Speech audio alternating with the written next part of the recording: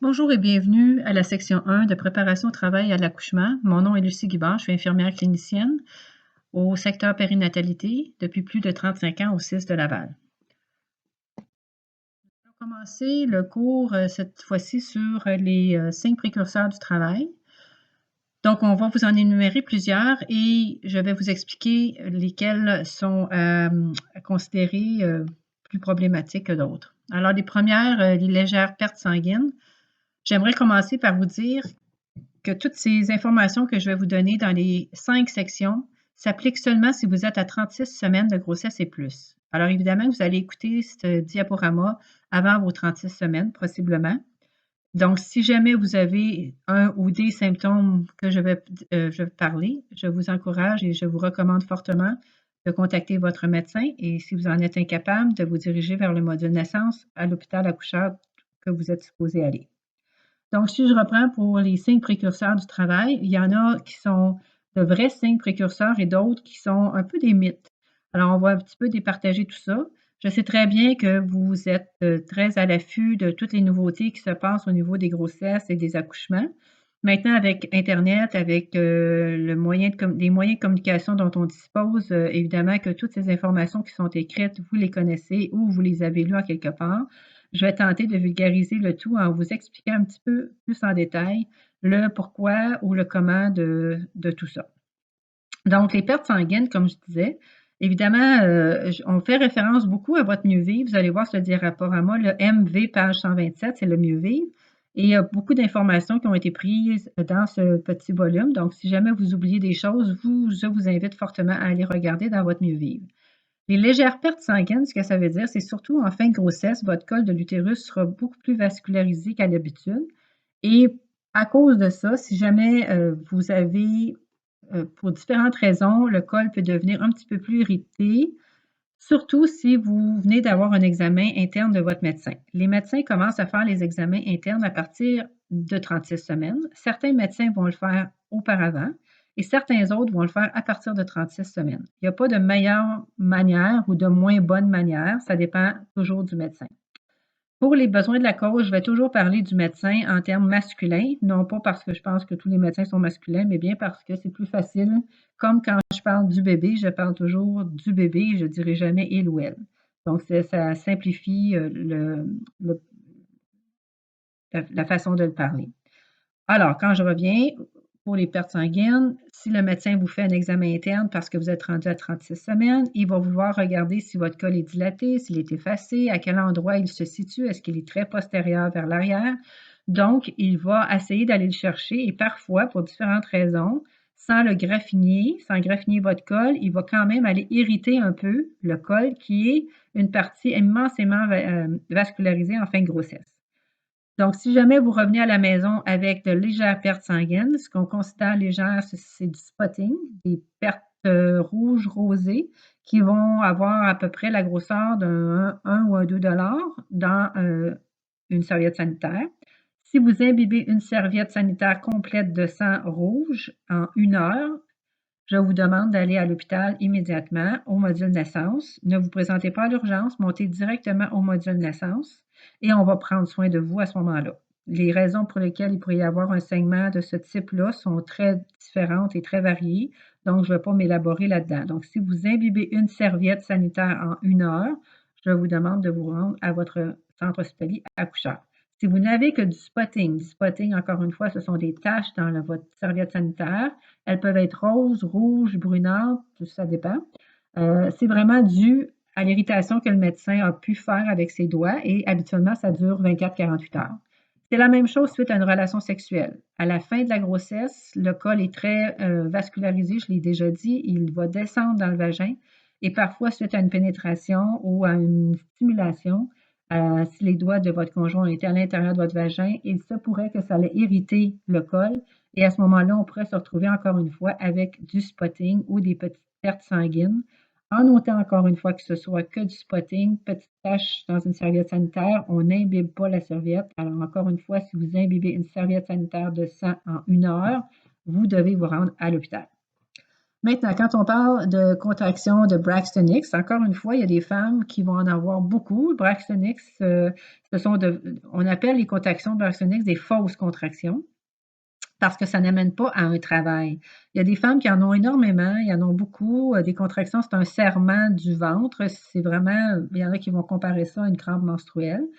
On sent que le ventre se serre des deux côtés, non pas juste d'un côté. Parfois, le bébé bouge, va s'étirer, surtout en fin de grossesse. Et on s'entend que le 36 à 40 semaines, on appelle ça le mois de la beauté pour le bébé, puisque entre 36 et 40 semaines, votre bébé va prendre du gras. On sait qu'à 36 semaines, un bébé normalement constitué, on s'entend, devrait avoir autour de 4-5 livres et à terme peser autour de 7, 8, 9 livres, variables. Alors, c'est le mois de la beauté parce qu'il va mettre du gras sous sa peau et c'est ce qui va faire qu'il va être un peu plus joufflu, un peu plus rond.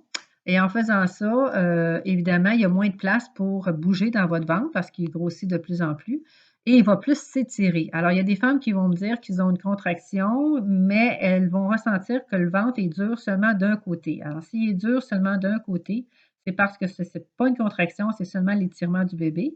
Et une contraction, si vous mettez vos doigts sur votre ventre, il devrait être dur des deux côtés, autant d'un bord que de l'autre. Les contractions de Braxton Hicks, habituellement, ne sont pas douloureuses. Elles peuvent être inconfortables, dépendamment de la position du bébé, mais elles ne veulent pas dire que vous allez avoir un travail rapide. Elles ne veulent pas dire que votre travail va avancer bien, va arriver bientôt. Elles ne veulent pas dire que vous allez accoucher avant terme. Ça ne veut absolument rien dire. Il y a des femmes qui en ont beaucoup, elles vont accoucher à 41 semaines. Il y en a d'autres qui n'en auront pas du tout et vont accoucher à 37, 38 semaines. Donc, tout ça est un signe que votre corps est en train de se préparer à un accouchement, mais ne veut pas dire que vous allez accoucher dans les jours ou des heures qui vont venir. Le fameux regain d'énergie chez la mère dans les jours qui précèdent ou des sauts d'humeur. J'ai des partenaires, si vous écoutez cette vidéo, ce diaporama, vous allez sourire parce qu'évidemment, en fin de grossesse, les femmes retrouvent de l'énergie. Souvent, sont en arrêt de travail. On recommande toujours d'arrêter de travailler à partir de 36 semaines pour pouvoir vraiment prendre du repos avant que le travail commence. Mais certaines femmes vont décider d'arrêter beaucoup plus tard. Et le regain d'énergie, ben, c'est comme si vous aviez un spurge que j'appelle ou une envolée de vouloir nettoyer la maison complète, de faire des 22 000 brassées de lavage de linge d'hiver, de linge d'automne, de haute, de laver toutes les fenêtres de la maison. Enfin, c'est tout ça, c'est vraiment, c'est peut-être pas un mythe dans le sens où c'est pas ça qui va faire que vous allez être en travail, mais on ne sait pas quand est-ce que vous allez être en travail. Donc, si vous avez vraiment le goût de faire du ménage à pu finir ou que votre humeur est plus ou moins bonne, ce qui est tout à fait normal, on vous invite, surtout pour le regain d'énergie, à essayer de limiter ou de doser votre énergie, puisque si tout commence durant la nuit suivante, que vous avez fait un 8 heures de nettoyage, ben c'est sûr que votre fatigue ne va pas vous aider au niveau de votre niveau de douleur que vous allez ressentir. Les modifications du fonctionnement intestinal, certaines femmes auront de la constipation en fin de grossesse, puisque le bébé prend plus de place, il y a une diminution du péristaltisme. Donc ça, on vous suggère fortement d'en parler à votre médecin pour qu'il puisse vous donner un émollient. On dit bien constipation étant les selles dures et non pas le fait que vous ayez eu une selle il y a 3 jours. Si la selle est toujours formée et tout à fait normale, on ne parle pas de constipation. Si vous n'avez pas eu de selle et que quand vous allez à la selle, ce sont des selles dures, très dures, que vous avez de la difficulté à évacuer, ça, on parle de constipation, donc important d'en parler à votre médecin. Si on parle de diarrhée, à ce moment-là, le médecin ne vous donnera pas de médicaments pour diminuer la diarrhée. En autant, on s'entend bien que ce sont des selles molles et non pas une vraie diarrhée où on parle de 4 à 5 selles liquides dans quelques heures. Évidemment, si vous avez ce genre de symptômes, on vous recommande d'appeler votre médecin, mais si vous avez seulement des selles molles, tout à fait comme à l'habitude au niveau la même fréquence, on ne fait rien avec ça. Essayez seulement de changer, peut-être de ne pas vous en inquiéter et ça devrait se remettre dans l'ordre éventuellement. Les pertes vaginales plus abondantes, on va en parler en fonction de la perte du bouchon muqueux, de l'engagement du bébé et de la rupture Pas des os. Alors, l'engagement du bébé, vous avez la diaporama devant vos yeux. À gauche, vous avez un bébé à partir de 36 semaines. On voit très bien la position de la tête vers le bas. Et vous avez la diapo à droite, qui est un bébé qui a descendu dans le bassin. On ne voit pas le bassin à ce moment-ci, on voit seulement les parties molles, entre guillemets, c'est-à-dire l'utérus, les intestins, on les voit bien, on voit le diaphragme, le foie, l'estomac. On voit le col de l'utérus en bas, la vessie et le côlon et le rectum, évidemment, et le vagin. On voit la colonne vertébrale à l'arrière et l'os du pubis en avant. Celui de gauche est un bébé qui n'a pas encore descendu, donc l'allègement n'a pas eu lieu. On sait qu'à partir de 36 semaines, habituellement, les bébés vont commencer à descendre dans le bassin pour venir s'appuyer complètement à l'intérieur du bassin. Certains bébés vont le faire et on s'entend que ce n'est pas lui qui le fait de façon volontaire. C'est vraiment l'utérus qui, tranquillement, pas vite, travaille et va amener le bébé vers le bas. Pour certaines femmes, le bébé va rester haut comme dans la diapo à gauche et pour d'autres, le bébé va descendre rapidement vers le bas. Il y a des femmes qui, durant toute leur grossesse, vont vivre avec un bébé très bas dans le bassin et d'autres qui vont vivre avec un bébé plutôt haut. Les signes et symptômes de la différence des deux, celle que son bébé est haut aura de la difficulté à digérer, donc l'estomac est appuyé sur l'utérus. À ce moment-là, si on prend des gros repas, bien, on a des reflux gastriques, c'est important de prendre des petits repas.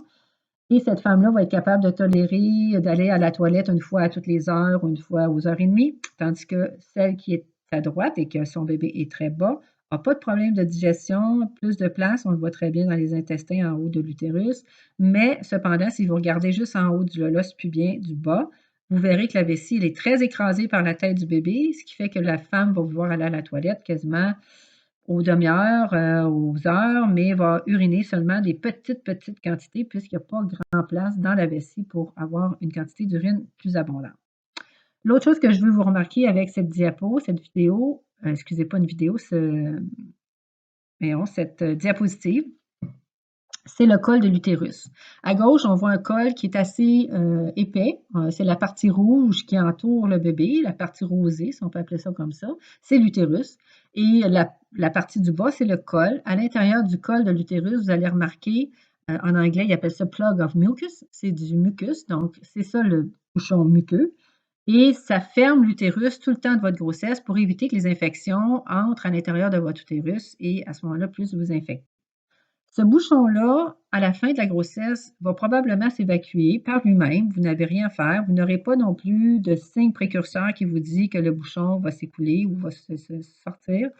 La seule chose, souvent, les femmes, quand ça sort d'un coup, vont avoir un genre de perte d'une grosse quantité de sécrétion vaginale amalgamées ensemble qui parfois va avoir une coloration jaunâtre ou parfois avec des filaments de sang à l'intérieur. Il n'y a pas de douleur associée à ça. Les femmes vont aller à la toilette pour uriner. Elles vont sentir ce genre de sécrétion abondante s'écouler tout d'un coup. Et il y en a d'autres qui ne s'en rendront même pas compte et que le bouchon muqueux va s'évacuer à tous les jours à l'intérieur des sécrétions vaginales.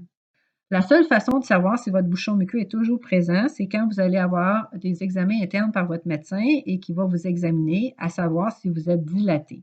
Alors, il va essayer de rentrer son doigt à l'intérieur du col de l'utérus, à l'intérieur de l'endroit où vous voyez qu'il y a du mucus dans la diapo. Et s'il est capable de rentrer son doigt à l'intérieur de votre col de l'utérus, ça veut dire que vous n'avez plus de bouchon muqueux. Si le bouchon muqueux s'est évacué de façon graduelle, évidemment que votre corps va tenter de vouloir reboucher votre col de l'utérus pour éviter encore une fois les possibilités d'infection. Alors, vous allez produire énormément de sécrétion vaginale pour faire en sorte qu'il y ait un bouchon qui se recrée à l'intérieur du col. Mais comme le col est mou à la fin, souvent vers entre 36 et 42 semaines, le col va s'amollir énormément. Et là, à ce moment-là, les sécrétions ne tiennent plus à l'intérieur du col et s'évacuent au fur et à mesure à chaque jour. Vous ne vous en apercevez pas. La seule chose que vous avez, c'est une quantité beaucoup plus abondante de sécrétion vaginale, jusqu'à même avoir apporté des serviettes sanitaires pour pouvoir protéger vos sous-vêtements parce que ça devient trop mouillé. Il n'y a pas de crainte avec ça, il n'y a pas de problème, vous n'avez pas à vous en faire, mais ça amène quand même une quantité de sécrétion vaginale plus abondante. Tant aussi longtemps que vos sécrétions vaginales ne sont pas odorantes ou non, il n'y a pas de prurite ou enfin que ça ne pique pas, vous n'avez pas à vous en faire. Si vous avez quand même des symptômes qui vous inquiètent, toujours en parler avec votre médecin traitant. Vous voyez à droite, le col de l'utérus est beaucoup plus moins épais, donc plus aplati. On appelle ça l'effacement. Donc, l'effacement, c'est la partie plus effacée du col. On en parlera dans quelques instants. Mais on voit encore que le bouchon est présent à l'intérieur des deux photos que vous voyez devant vous. Bon, évidemment que si vous perdez tout d'un coup le bouchon muqueux d'une seule shot, que j'appelle d'une seule fois, ça ne veut rien dire. Ça veut juste dire que le bouchon, il n'est plus là, mais vous allez accoucher quand, on ne le sait pas. Ça peut être le lendemain, ça peut être dans une semaine, ça peut être dans un mois. C'est très variable d'une femme à l'autre. Alors, ce n'est pas un signe vraiment spécifique d'un accouchement imminent. Il ne faut vraiment pas vous en faire à ce niveau-là. La prochaine diapositive, c'est la rupture spontanée des membranes. Ceci est une condition assurée que vous allez accoucher dans les 24 heures qui vont suivre la rupture spontanée des membranes. Cette rupture-là peut se faire sans que vous ayez des contractions, comme elle peut se faire si vous avez des contractions. Donc, si vous n'avez aucune contraction, vous êtes en train de faire votre épicerie, IGA, Métro, Provigo, quel que ce soit, et que tout d'un coup, vous vous sentez toute mouillée. Vraiment, là, c'est comme si on versait une demi-tasse d'eau dans vos sous-vêtements et ça va s'écouler le long de vos jambes. Donc, on peut penser que vous venez d'avoir une rupture spontanée des membranes. Donc, la poche des os dans laquelle le bébé se trouvait vient de crever, rupturer. Et l'eau qui est en avant de la tête du bébé, on le voit bien là dans la diapo que vous avez devant vos yeux, c'est seulement l'eau qui est en avant de la tête qui va s'écouler. Le reste de l'eau reste au niveau du corps et la tête du bébé fait office d'un bouchon et fait en sorte que la seule eau qui va s'écouler, c'est celle en avant de la tête. Vous n'avez pas à avoir peur qu'un bébé ait plus d'eau pour se baigner dedans. Il n'y a aucune crainte à ce niveau-là. Maintenant, ce qui est important de noter, c'est d'inscrire l'heure à laquelle la poche des os a crevé et la couleur du liquide dans lequel que vous voyez dans vos sous-vêtements. Écrivez-le en quelque part. Et si vous n'êtes pas à la maison, on vous recommande d'aller chercher votre valise, appeler votre conjoint et vous en aller au centre hospitalier ou à la maison de naissance, mais surtout au centre, parce que tout le monde ici qui prend les cours prénataux vont plus au centre hospitalier, pour qu'on puisse vous évaluer et vous assurer que le bébé, tout va bien. Évidemment, dès que la poche des os est crevée, il y a toujours un risque d'infection puisqu'il n'y a plus rien qui protège le bébé. L'utérus, lui, était protégé par votre col, par votre bouchon muqueux, mais là, probablement qu'il n'y en a plus. Mais le bébé, lui, était protégé par la membrane amniotique. Mais quand celle-ci se rompt, c'est-à-dire qu'elle est fissurée ou rupturée, il y a toujours un risque d'infection qui peut aller au bébé et on veut s'assurer que tout est correct. Donc, on vous recommande de vous en aller à l'hôpital, que vous ayez des contractions ou pas. Habituellement, dans les 2 heures qui vont suivre la rupture spontanée de la poche des os, si vous n'aviez pas de contraction, elles vont débuter probablement et possiblement par la suite. Si elles ne débutent pas, le médecin va s'assurer de vous provoquer des contractions, soit par une médication quelconque, et on en parle dans la section 4. La fissure, la perte légère, celle de gauche, c'est beaucoup plus difficile à détecter et si vous avez l'impression d'être très mouillé, souvent il y a des femmes qui vont dire: «Moi, c'est pas comme si j'avais une demi-tasse, mais j'ai toujours le fond des sous-vêtements très mouillés». Ça se peut que ça soit que des sécrétions vaginales très abondantes. Moi, ce que je recommande à ce moment-là, c'est vraiment, pas en sortant du bain, c'est pas la bonne façon de faire ça. Vous venez d'aller à la chambre de bain uriner, vous vous levez, vous vous essuyez bien comme il faut, vous vous levez debout, vous ne mettez pas vos sous-vêtements, vous écartez vos jambes et vous attendez de voir si dans les 10 minutes qui vont suivre, s'il y a une goutte de liquide qui va s'écouler le long de la cuisse. Si, c'est effectivement le cas, que vous avez une goutte ou 2 ou 3 ou 4, il y en a pour qui ça va être un peu plus, ça pourrait être fort probablement une fissure. Donc, il faut à ce moment-là vous rendre au centre hospitalier pour aller faire évaluer si c'est bien, bel et bien ça. Les infirmières vont appeler votre médecin et on va faire un test pour s'assurer que ce n'est pas la poche des os qui a été crevée ou fissurée. Si c'est le cas, on va vous garder sous observation, on va voir si le travail va débuter. Parfois, la fissure peut se résorber par elle-même, parfois non et parfois oui. Donc, vous devez avoir une surveillance à ce moment-là. S'il n'y a rien qui s'écoule, vraiment aucune goutte, il se pourrait que ce soit juste vos sécrétions vaginales très abondantes, mais il faut absolument parler à votre médecin lors de votre prochain rendez-vous.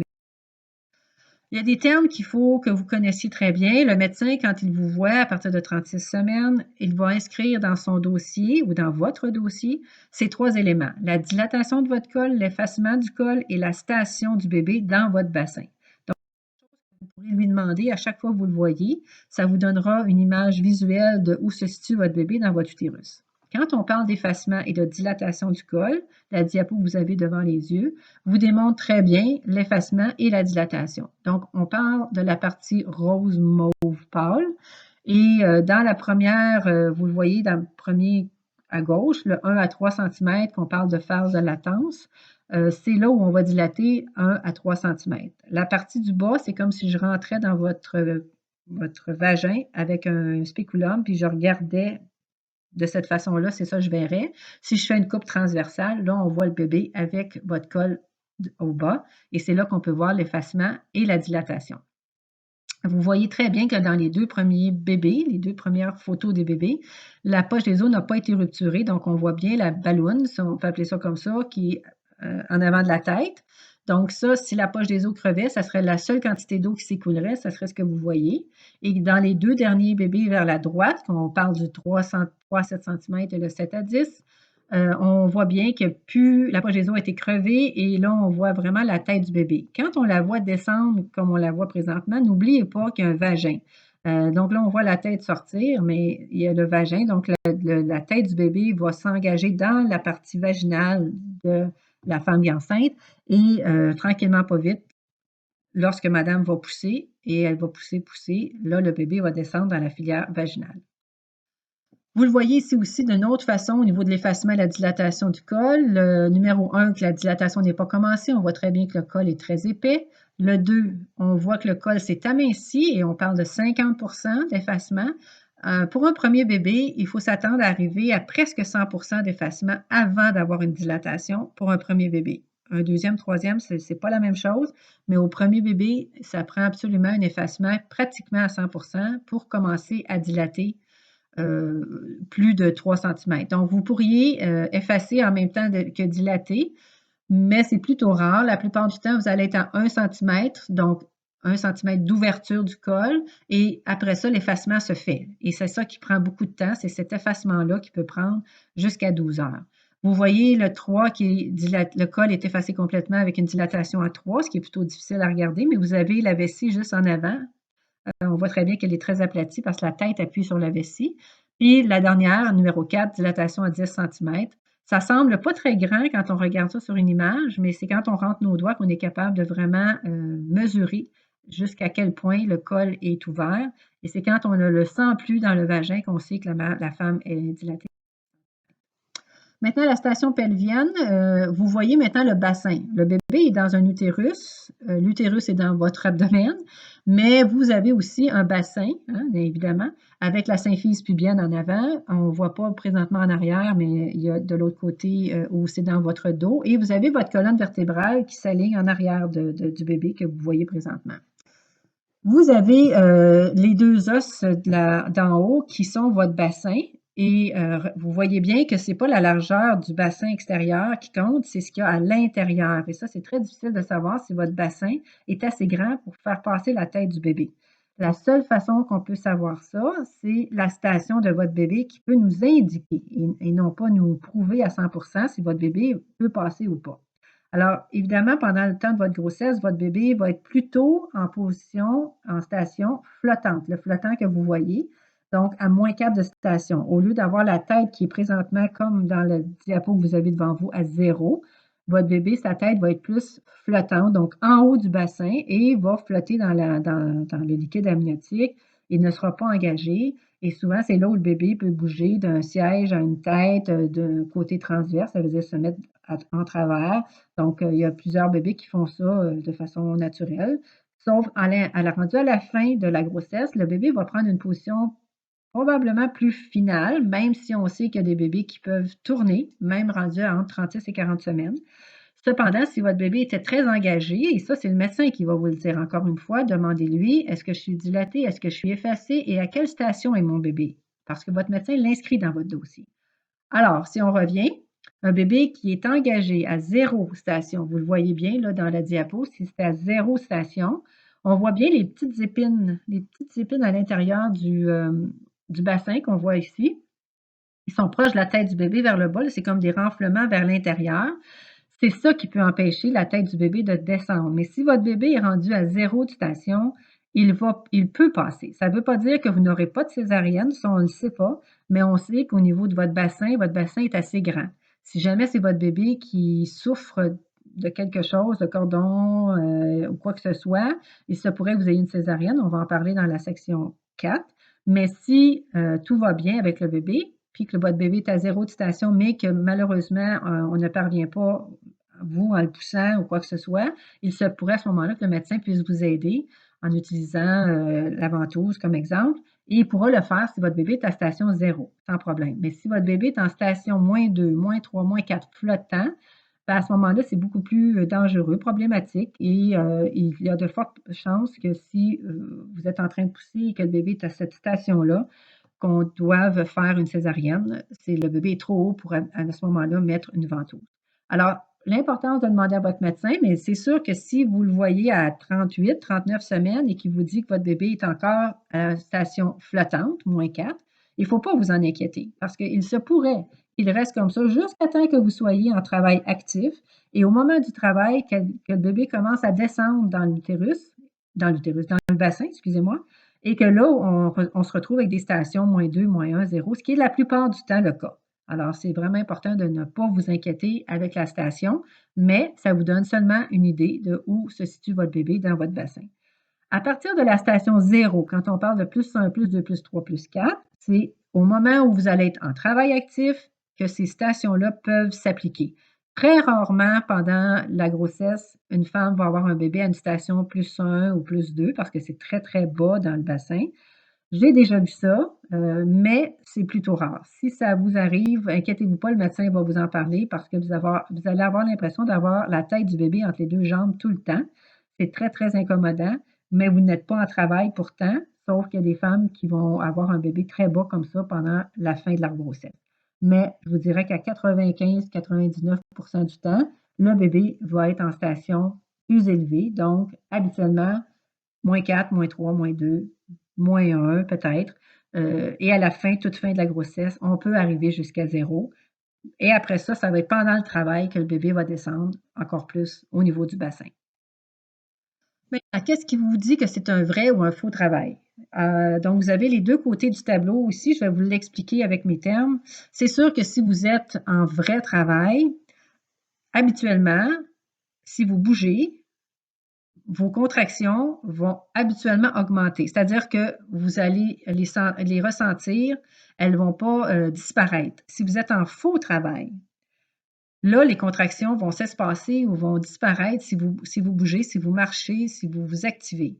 Alors, c'est important pour moi de vous dire si vous commencez à avoir des contractions, donc un serrement du ventre des deux côtés et non pas d'un seul côté. Ça, c'est bien important que vous mettiez vos mains, vos doigts sur votre ventre pour sentir si votre utérus se contracte des deux côtés ou seulement d'un côté. Si c'est ça qui arrive, et souvent pour différentes raisons, ça arrive quand on va se coucher, on est plus relax, on est plus à l'écoute de notre corps. Vous le savez, votre bébé bouge habituellement beaucoup plus euh, quand vous allez vous coucher. D'ailleurs, ça m'amène à vous parler des mouvements du bébé, chose que je vous avais parlé, les mouvements fœtaux, on va en parler tantôt. Le bébé va continuer à bouger, il n'arrêtera pas de bouger parce que vous êtes en travail ou parce que vous allez vous coucher, souvent même c'est là où il bouge un peu plus. Donc, si vous commencez à sentir des contractions, on vous recommande de vous relever, de ne pas vous coucher, d'aller bouger un peu. Si vous voulez vous coucher puis vous vous endormez, parfait, ce n'était pas le vrai travail. C'est clair, net, ça. Mais si vous vous couchez puis vous êtes très excité, vous avez hâte d'avoir ce bébé-là, et souvent en fin de grossesse, c'est ce qui arrive, on est, autant on a peur un peu d'accoucher, autant on a hâte de voir la binette, donc on est toujours à l'affût de qu'est-ce qui se passe au niveau de notre corps. Donc, couchez-vous, essayez de vous endormir. Si vous n'y parvenez pas parce que vous avez des contractions, vous vous relevez à ce moment-là. Est-ce que vous devez réveiller votre conjoint s'il dort? Moi, je dirais non. Commencez par voir si c'est vraiment le vrai travail. Allez au salon, à la cuisine, marchez un peu, activez-vous un peu. Je n'ai pas dit de faire du tapis roulant, par exemple, là, évidemment, parce qu'il faut vous garder un peu de repos. Si c'est le jour, je vous encourage fortement, s'il fait beau, à sortir dehors un petit peu, à aller marcher, pas trop loin. Il ne faut pas non plus vous épuiser à marcher 3-4 kilomètres, là. On fait juste le devant de la maison, on revient. Si vous continuez à avoir des contractions, évidemment qu'au début, il y a des femmes qui vont commencer avec des contractions qui vont être aux 10, 12, 15 minutes. Il y en a d'autres qui vont commencer avec des contractions aux 5, 8 minutes, c'est variable. Donc, c'est important que vous les écriviez. Prenez un papier et un crayon, vous prenez votre cellulaire, vous écrivez quand la contraction commence, quelle heure qui est. Et vous laissez ça là, vous faites ce que vous avez à faire et quand la prochaine contraction commence, vous inscrivez l'heure de la deuxième contraction. Habituellement, les contractions au début vont durer 30 à 60 secondes, mais vous n'avez pas à inscrire ça. Ce n'est pas important. L'important, c'est de calculer l'intervalle entre les contractions. Et je répète encore une fois, c'est du début d'une contraction au début de l'autre contraction qui nous donne les intervalles. Quand c'est un faux travail, les intervalles sont très irréguliers. Donc, ça se peut qu'il y ait une contraction, que l'intervalle a été de 15 minutes, l'autre d'après, elle a été de 8 minutes, l'autre d'après, elle a été de 4 minutes, l'autre après, elle a été de 20 minutes. Et ça donne l'impression vraiment que ce ne sera pas un travail, un vrai travail. Mais j'ai déjà vu et fréquemment des travails qui sont des faux travails et avoir des contractions assez régulières. Ça vient vraiment bousiller un petit peu l'image du faux ou du vrai, mais que les contractions ne s'intensifient jamais. C'est-à-dire qu'on a beau attendre, on est chez nous, on bouge, on a encore des contractions. La chose la plus importante, ça serait d'aller prendre un bain chaud, que vous êtes bien dedans, bouillant, non, mais chaud pour que vous soyez confortable dedans. Puis c'est sûr, quand je vous demande de prendre un bain, c'est un bain d'au moins 20 minutes. Ça veut dire qu'au bout de 10 minutes, essayez de changer l'eau pour vous mettre un peu plus d'eau chaude. Vous allez trouver que ça commence à être un peu plus frais dans l'eau. Mettez-vous une débarbouillette mouillée sur vos seins, sur votre ventre pour éviter d'avoir froid. Et vous essayez de vous relaxer dans le bain. Et vous, là, vous êtes vraiment à l'écoute de ce qui se passe. Et si vous avez des contractions dans le bain, on s'entend donc en 20 minutes, si vos contractions sont entre 5 et 10 minutes, vous devriez en avoir au moins 2 à 4 facilement. Si vous n'avez eu aucune contraction pendant les 20 minutes que vous étiez dans le bain, il y a de fortes probabilités que c'est un faux travail, même que je dirais que c'est 100% un faux travail. Si vous êtes dans le bain et que vous en ressentez 2, 3, ça se pourrait que ça soit le vrai travail. Donc, vous ressortez du bain au bout de 20 minutes, pas besoin de vous nettoyer à finir. On s'entend que le bain est là pour faire une vasodilatation de vos vaisseaux sanguins, faire en sorte de vous relaxer aussi et de voir si vraiment, au niveau de l'ocytocine qui circule dans votre sang, est-ce qu'elle demeure aussi présente pour faire en sorte d'avoir des contractions ou bien si c'est un faux travail, que ça dilue un peu partout puis que là, vous n'avez plus de contractions.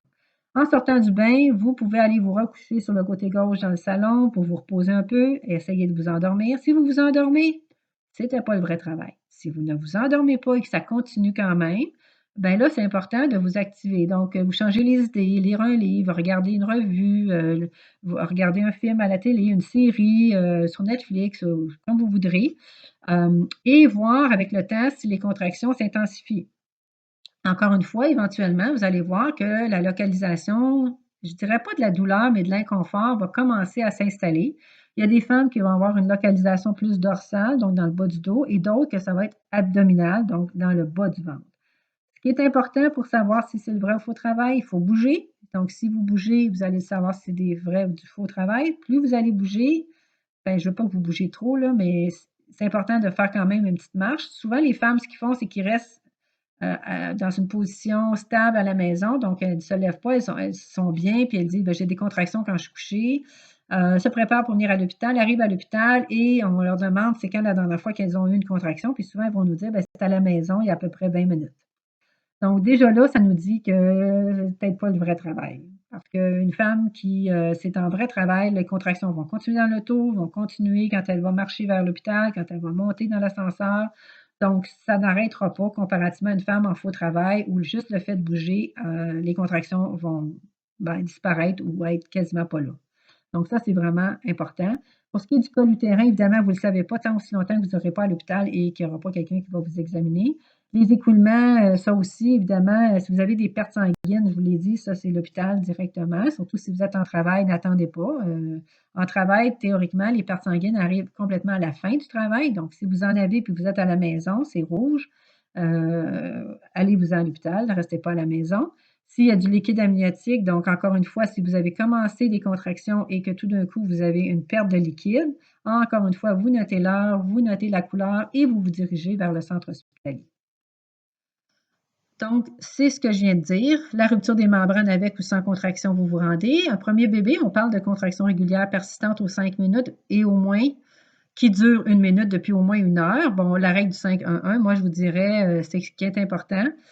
Encore une fois, c'est de savoir chez le médecin, quand vous êtes allé le voir la dernière fois, est-ce que vous étiez effacé? Est-ce que vous étiez dilaté? Parce que ces deux choses-là vont vraiment vous indiquer si vous allez avoir une phase de latence. La phase de latence est dans celle du 0 à 3 cm qui va être très longue ou si ça peut être très court. Donc, plus vous êtes dilaté et effacé, moins longtemps vous allez rester à la maison possiblement.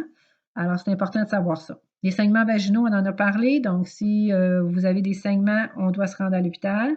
Et les mouvements fœtaux, encore une fois, je vous en ai parlé de ça aussi. Votre bébé doit bouger à tous les jours. C'est important que vous le sentiez bouger. Si vous allez vous coucher un soir parce que, puis là, vous êtes dans votre lit, puis vous dites, mon Dieu, aujourd'hui, il me semble que je ne l'ai pas senti bouger beaucoup. Ben, moi, je veux que vous vous releviez immédiatement. Vous allez prendre un bon verre de jus d'orange, de jus de pomme, un jus que vous avez dans le frigo. Vous vous étendez sur le divan, sur le côté gauche, et vous êtes à l'écoute de votre bébé. On peut même lui donner des petites caresses dans le ventre pour lui demander de bouger. Et si au moment où vous vous allongez, vous ressentez votre bébé bouger, c'est sûr qu'à la fin de la grossesse, il ne donnera pas des aussi gros coups de pied, coups de poing parce qu'il n'y a pas beaucoup de place, mais il va s'étirer, il va se tourner, il va s'étirer le coude. Vous allez le sentir très bien. Alors, si vous le sentez bouger dans les minutes qui suivent que vous vous êtes allongé, ben tout est beau, la vie est belle et vous allez vous coucher puis vous vous endormez là-dessus. On vous donne 1 heure. Si au bout d'1 heure que vous êtes couché sur le côté gauche, vous n'avez pas senti votre bébé bouger, vous avez essayé, vous lui avez parlé. C'est important de ne pas vous endormir pendant cette heure-là. À ce moment-là, on vous demande de vous rendre dans votre centre hospitalier pour qu'on puisse aller écouter le cœur du bébé et voir qu'est-ce qui se passe. Est-ce que c'est seulement parce qu'il dormait trop? Est-ce que c'est parce que vous ne le sentiez pas malgré qu'il bougeait? Des fois, les bébés ils bougent moins vigoureusement, donc ça pourrait être ça aussi. Donc, c'est sûr qu'on va vérifier le tout, puis après, on va vous retourner à la maison si on voit que tout va bien. Donc, il n'y a pas de crainte à y avoir. On aime mieux vous aller à l'hôpital pour rien que de ne pas y aller et le lendemain de vous rendre, puis que là, on ne peut plus rien faire.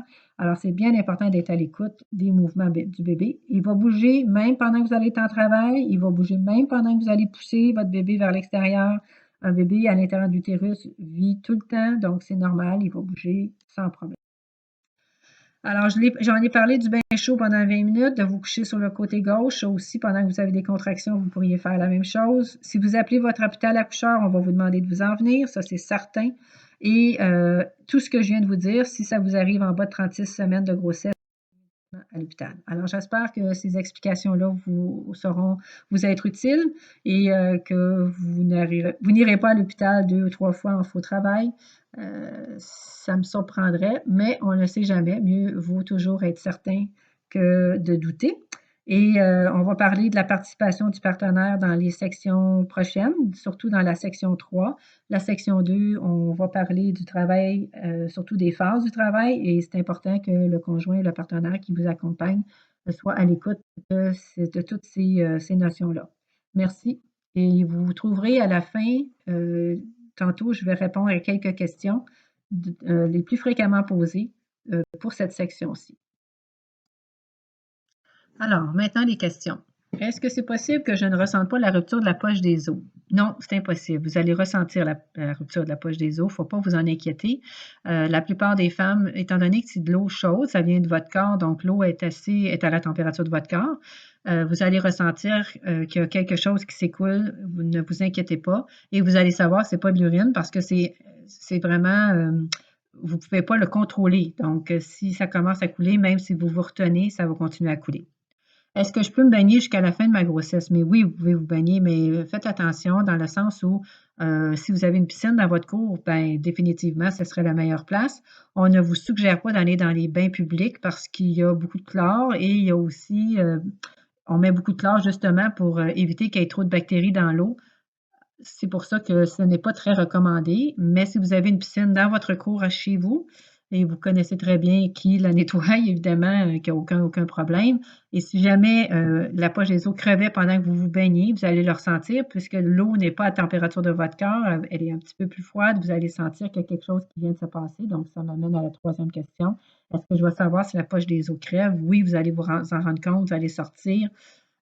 Évidemment que là, c'est plus difficile parce que vous allez avoir de l'eau, vous allez être imbibé, mais vous allez savoir qu'il y a quelque chose qui s'écoulait dans l'eau de la piscine, qui est probablement la poche des os parce que vous n'urinerez pas dans la piscine, c'est certain, sans vous en rendre compte. Si l'eau est colorée, qu'est-ce que ça peut vouloir dire? Quand on parle de l'eau colorée, on parle évidemment du liquide amniotique. Là, quand l'eau, la poche des os crève, bon, d'habitude, c'est transparent, il y a des petits grumeaux blancs, comme j'ai dit.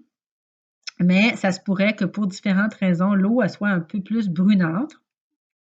Qu'est-ce que ça veut dire?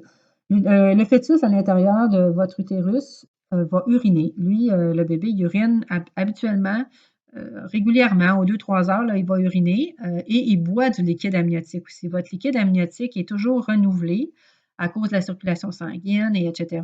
Le bébé va uriner, l'urine c'est stérile, alors ça se régénère et il va en boire et puis vous allez sûrement ressentir parfois le bébé qui a le hoquet dans votre utérus, donc ça saute, là, ça fait vraiment un saut régulier. Ça, c'est le hoquet.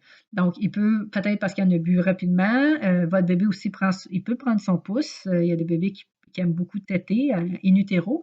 C'est ce qui va leur donner parfois le hoquet. Ceci étant dit, et ils vont uriner, mais ils ne doivent pas avoir de sel. Donc, s'ils ont fait une selle, c'est un méconium. Le méconium est habituellement très foncé, il est rempli de bilirubine. Et dilué dans l'eau, l'eau va devenir comme brunâtre. Donc, si la poche des os crève et que c'est de l'eau brunâtre qui s'écoule, c'est pas rouge, c'est vraiment brunâtre.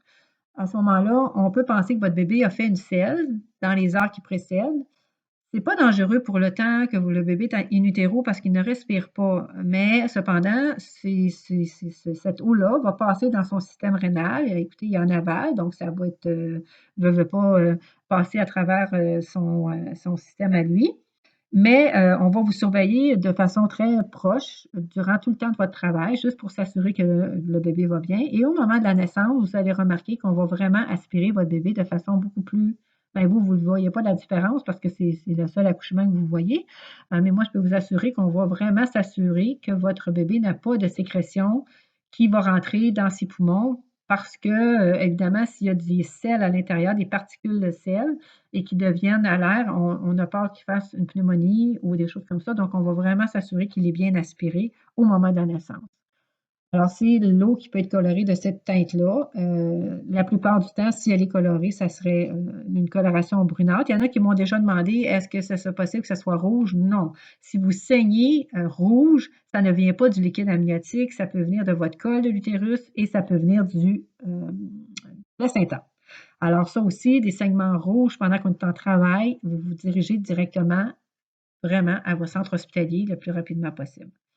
Pourquoi je ne peux pas rester chez moi après la rupture de la poche des os? Parce qu'il y a un risque à ce moment-là que vous commenciez à faire de la température et qu'il y ait une infection qui monte dans l'utérus, donc qui touche le bébé, puisque maintenant, il n'y a plus de protection pour le bébé. Le vagin n'est pas un endroit stérile. C'est le vagin, la bouche, c'est un endroit où il y a beaucoup de bactéries. On ne peut pas avoir un vagin stérile, c'est impossible. C'est la raison pour laquelle le risque est toujours là. Alors, quand vous êtes au centre hospitalier, on va surveiller la température, on va surveiller le cœur du bébé de façon régulière. S'il y a un problème à ce niveau-là, on peut tout de suite intervenir rapidement. Comparativement, si vous restez à la maison, où là, la seule chose que vous pouvez faire, c'est prendre votre température, mais ce n'est pas assez pour vraiment savoir si tout va bien. Ça prend absolument quelqu'un qui écoute le cœur du bébé, quelqu'un qui regarde vos contractions, qui regarde votre travail, qui regarde si vous êtes dilaté. C'est la raison pour laquelle on vous demande d'aller au centre hospitalier. Est-ce que je peux prendre une douche au lieu d'un bain? Ça, c'est en rapport avec prendre un bain pour savoir si je suis en vrai ou en faux travail. Ben, ça ne fera pas la même chose. Une douche, vous n'êtes pas imbibé dans l'eau, vous n'êtes pas submergé dans l'eau, ce qui fait que votre corps ne répond pas de la même manière. Ça va vous relaxer un peu, prendre une douche, mais ce n'est pas ça qui va faire que vous allez être capable de savoir si vous êtes en vrai ou en faux travail, malheureusement. Je sais qu'il y a des maisons maintenant qui n'ont plus de bain et qui ont seulement des douches. À ce moment-là, malheureusement, vous ne pourrez pas utiliser cette façon-là de savoir si vous êtes en vrai ou en faux travail. Ça ne vous empêche pas quand même de d'aller dans la douche et puis de laisser couler l'eau chaude sur votre corps pour vraiment voir si ça vous détend aussi. À ce moment-là, vous allez plus vous fier à l'intensité des contractions et à la fréquence pour savoir quand est-ce que vous vous dirigez à l'hôpital. Quand est-ce que j'appelle mon partenaire si je suis en travail? Bon, ça, c'est une question que j'ai fréquemment, surtout si le partenaire, évidemment, travaille ses jours. Ben moi, je dis toujours, ça dépend de la femme. Il y a des femmes qui sont très anxieuses, qui ont besoin d'avoir quelqu'un avec elles tout de suite. Mais la seule chose que je pourrais dire qui est plus régulier, plus générale, assurez-vous d'être en vrai travail avant d'appeler votre conjoint. Ne vous inquiétez pas, vous accoucherez pas à la maison. La phase de latence, elle est très, très longue. Ça peut prendre plusieurs heures, donc il y a du temps pour que votre conjoint revienne du travail. Assurez-vous, ayez pris votre bain et si vous avez pris votre bain, vos contractions, vous savez qu'elles ont été présentes pendant que vous étiez dans le bain, à ce moment-là, appelez-le, par exemple. N'attendez pas trop longtemps d'être toute seule. C'est important que votre conjoint soit avec vous pour vous rassurer, pour jaser, pour vous changer les idées, pour vous masser si vous en avez besoin, pour être là si les choses évoluent rapidement, parce qu'on sait qu'un travail, c'est bien beau sur un papier, mais c'est un être humain là, qui est en travail. Ça peut changer très, très, très, très rapidement.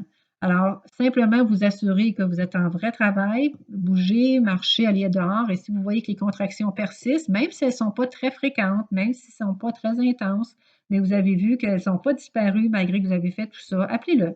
Au pire, si c'est le faux travail, ben il aura manqué une journée de travail, puis ça sera ça. Mais si vous ne l'appelez pas, puis que là, les choses évoluent rapidement, puis que finalement, ça vous donne un niveau d'anxiété tellement élevé que vous décidez de prendre un taxi, vous en allez à l'hôpital. C'est pas plaisant, ni pour votre conjoint qui, lui, va être appelé de façon urgente à s'en venir, ne sachant pas trop ce qui se passe non plus. Donc, vraiment, vous assurer que vous êtes en vrai travail, puis à ce moment-là, appelez-le. Ou si vous voulez l'appeler vraiment avant ça, c'est un choix personnel, mais je vous suggère de ne pas attendre après ça, par exemple. Alors, je vous remercie beaucoup.